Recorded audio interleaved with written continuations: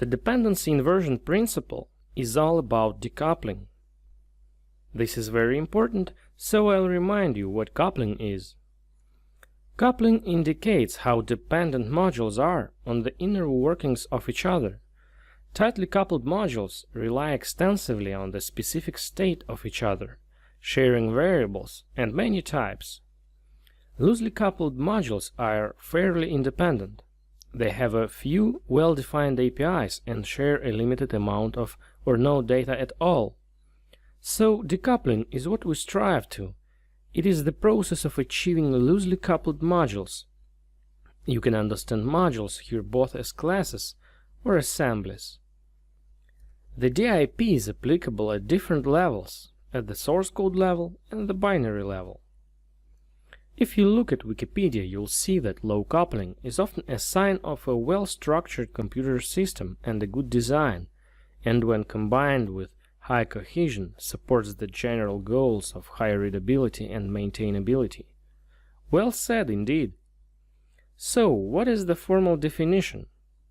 According to the Agile Principles, Patterns and Practices in C# by Uncle Bob, high-level modules should not depend on low-level modules. Both should depend on abstractions.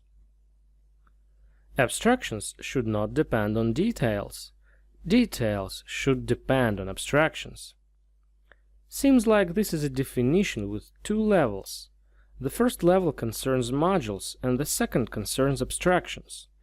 This is a great definition, however, as always, it requires some further clarification since it's very hard to apply and practice such advices without seeing any practical examples. I want to show you a picture which demonstrates the DIP in real life. Given a lamp, socket, and a solder, a question arises. Would you solder a lamp directly to the electrical wiring in a wall? If you do that, you'd be able only to use that socket for that lamp, because they are, so to speak, tightly coupled.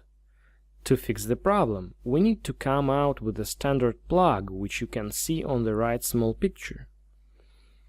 If all the devices implement such a plug, then they can be plugged into the socket.